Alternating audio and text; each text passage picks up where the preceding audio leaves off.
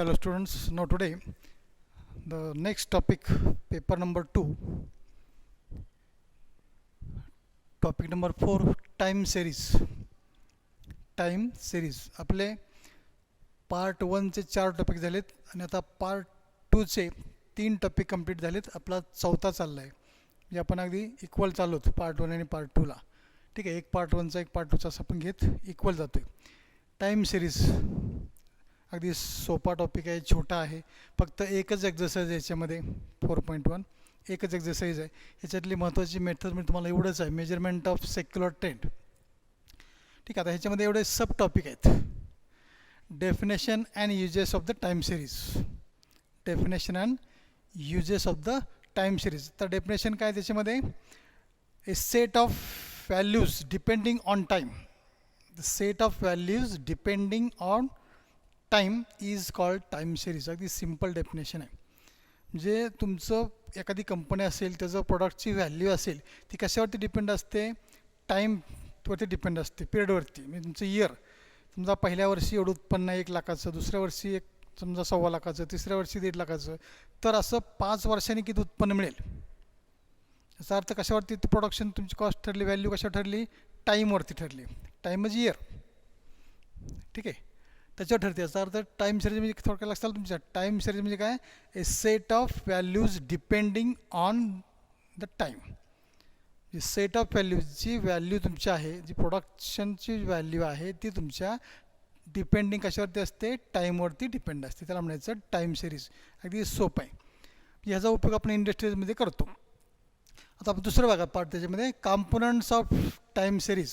Component of time series त्याच्यामध्ये काय, पहिला 4 पार्ट त्याच्यामध्ये सेक्युलर ट्रेंड. त्याच्यामध्ये काय, सेक्युलर ट्रेंड. आता सेक्युलर ट्रेंडमध्ये त्याचं काय थोडक्यात काय तुम्हाला माहिती सांगायचं, म्हणजे secular trend of a time series it's smooth and regular long term movement.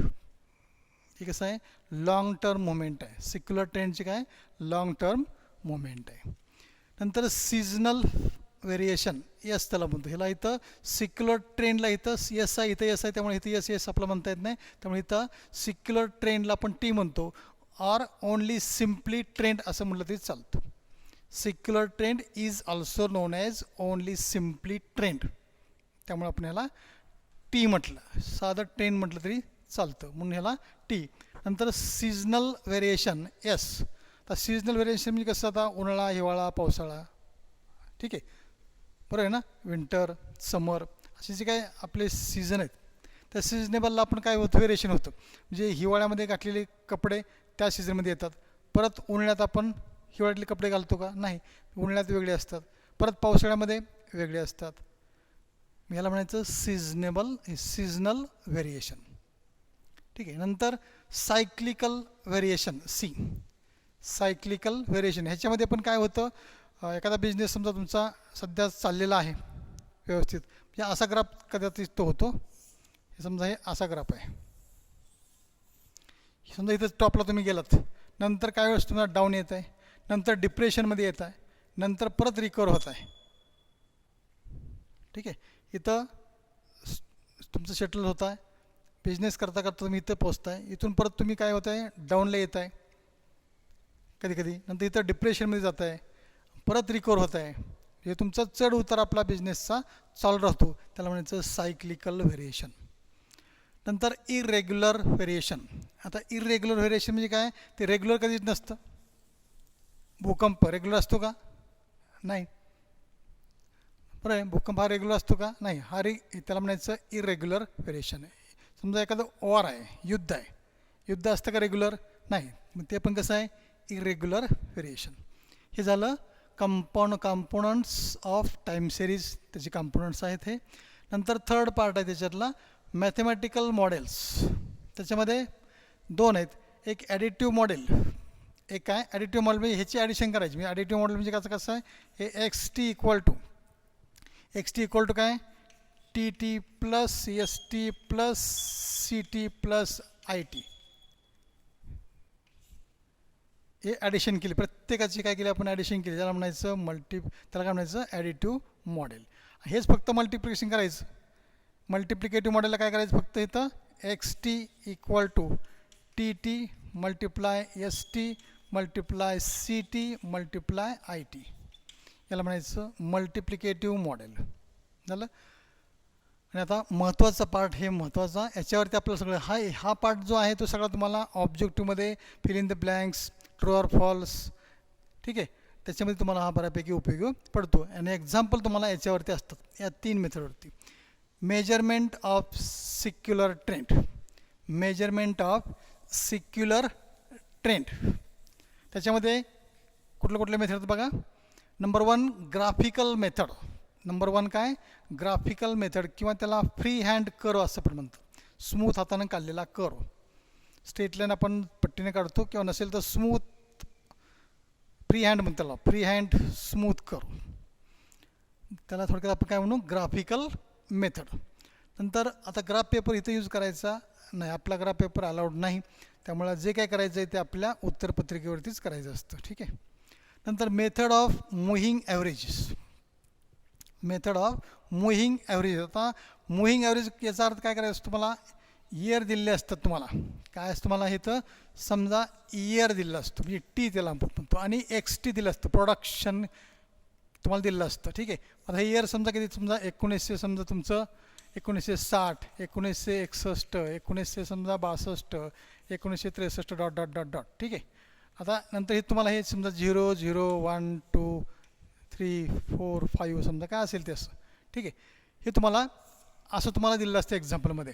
याच्यावरून तुम्हाला काय करायचं आहे, ग्राफिकली मेथड काढायची. म्हणजे काय, तुम्हाला फिट द ट्रेंड लाईन म्हणतो आपण, फिट द ट्रेंड लाईन. म्हणजे ट्रेंड लाईन कशी काढायची आपल्याला, याचा आधार घेऊन by graphically method, trend line by graphically method. काय करायचं, एक्स ॲक्सिसला हे इयर टाकायचे, वाय ॲक्सिसला हे प्रोडक्शन टाकायचं, एक्स टाकायचं, आणि फक्त प्लॉट काय करायचं, ग्राफ प्लॉट करायचा.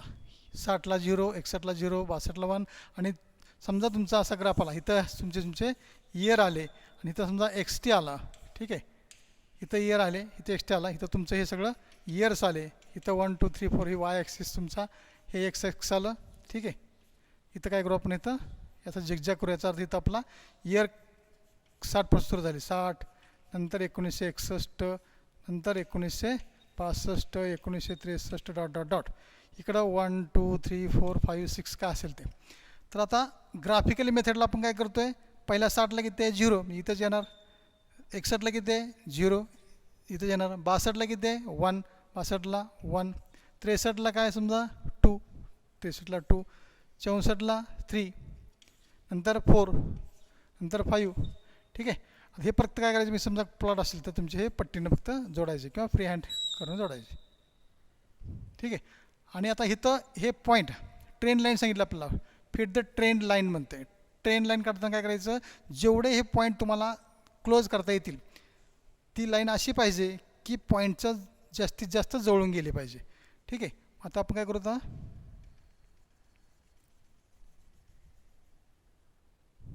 ठीक आहे, कवर झाले 1 2 3 4, हे की नाही, हे 5, हे बरेचसे पॉईंट कवर झाले. ह्याला काय म्हणतो आपण, ट्रेंड लाईन. काय म्हणायचं ह्याला, ट्रेंड लाईन. ह्याला जे असते ते ओरिजिनल म्हणायचं, ह्याला काय म्हणायचं, ओरिजिनल लाईन किंवा ओरिजिनल व्हॅल्यू, याला ट्रेंड लाईन म्हणायचं. हे झालं ग्राफिकली मेथड, अगदी सोपं आहे, ठीक आहे. हे झालं ग्राफिकली मेथड. दुसरं आहे method of moving averages. Method of moving ॲव्हरेजेस.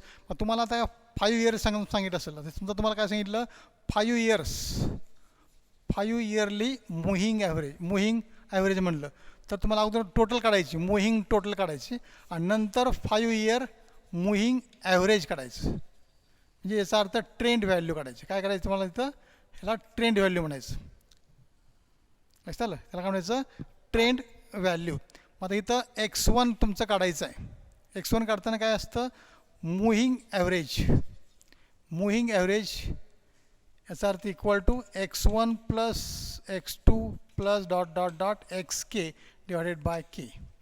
नंतर फर्स्ट मुव्हिंग, इथं काय म्हटलं, फर्स्ट मुव्हिंग, हे second moving average equal to, second म्हणलं की सेकंड घ्यायचा, x2 plus x3 plus dot dot dot xk plus 1, ह्याच्यापेक्षा एक नाही, इथं k आहे म्हणजे n आहे, ठीक आहे. मग इथं काय 2 आहे, याचा अर्थ k+1 येणार डिवायडेड बाय k.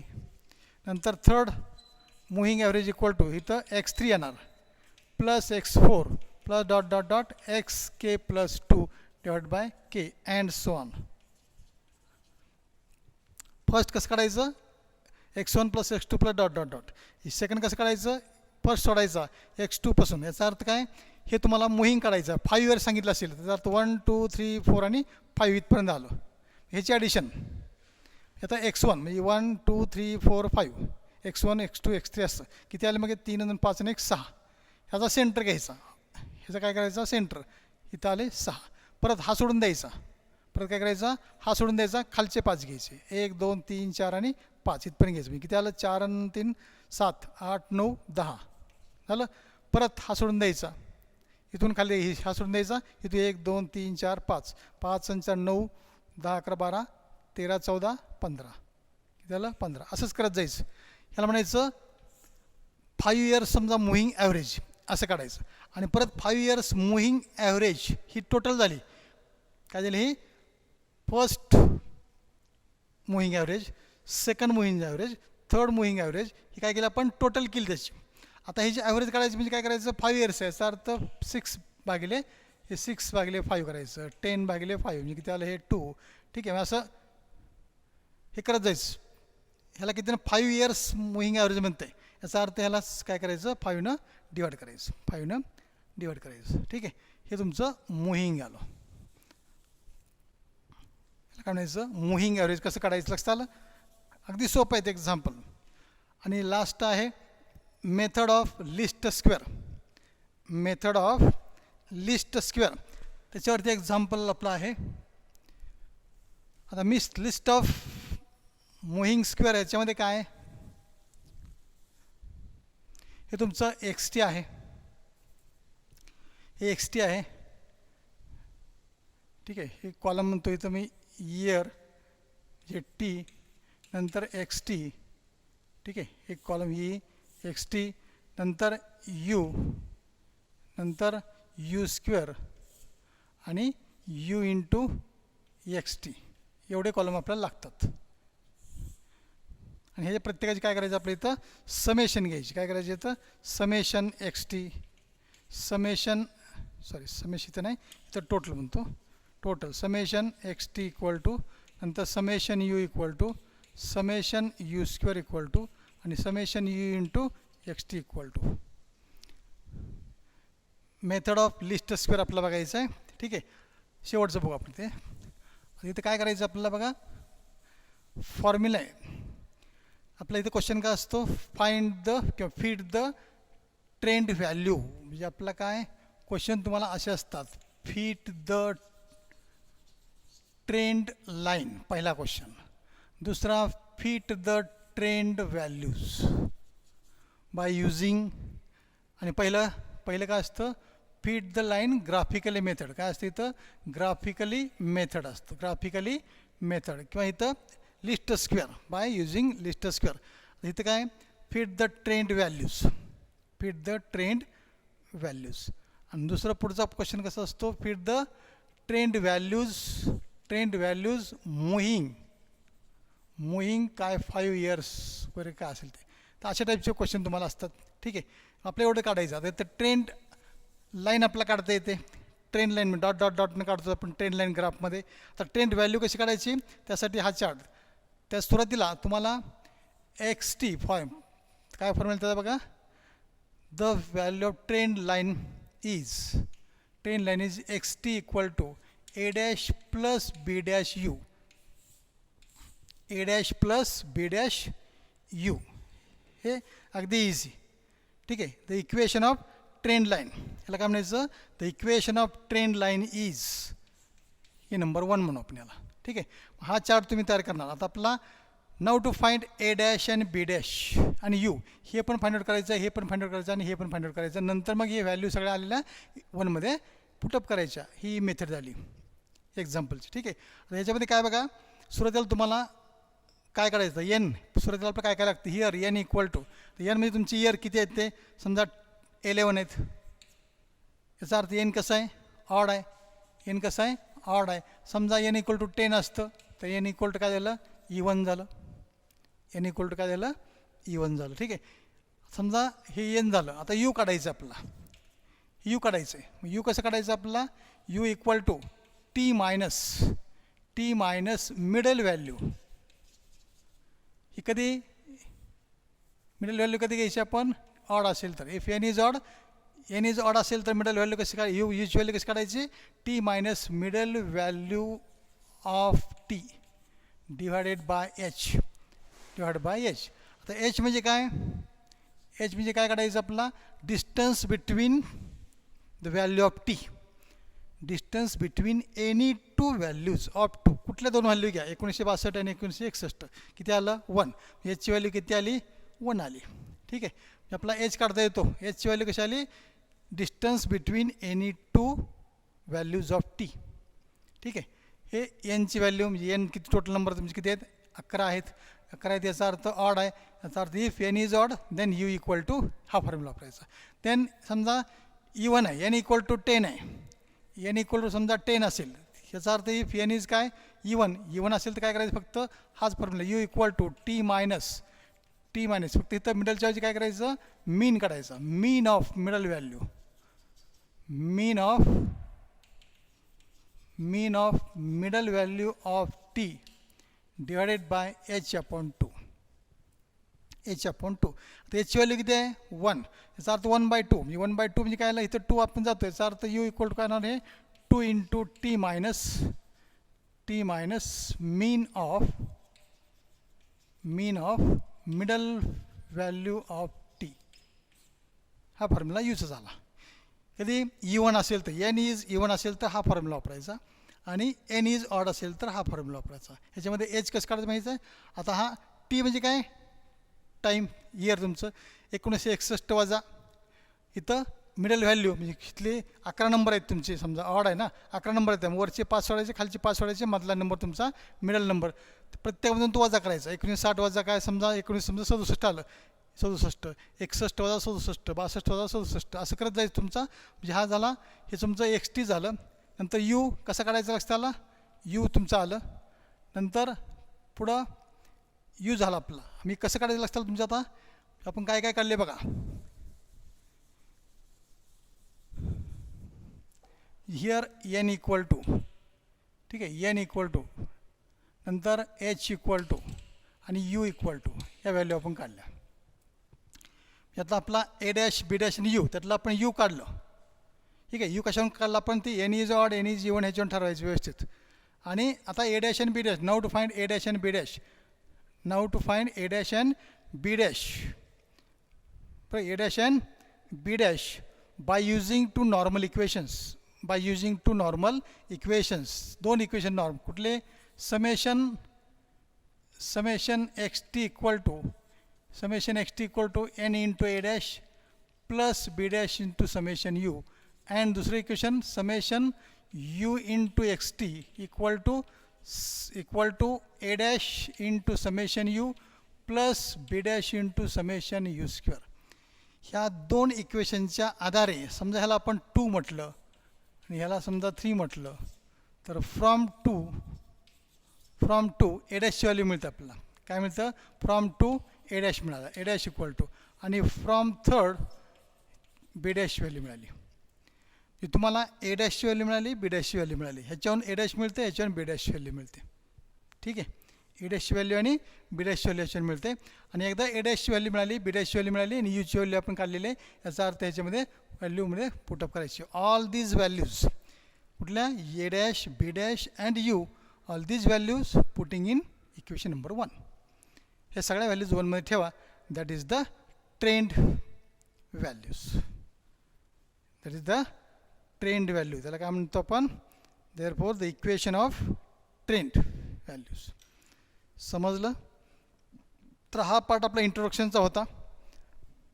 थोडक्यात तुम्हाला त्याच्यामध्ये काय आहे थोडक्यात तेच फक्त तुम्हाला सांगितलं टॉपिकमध्ये काय आहे ते.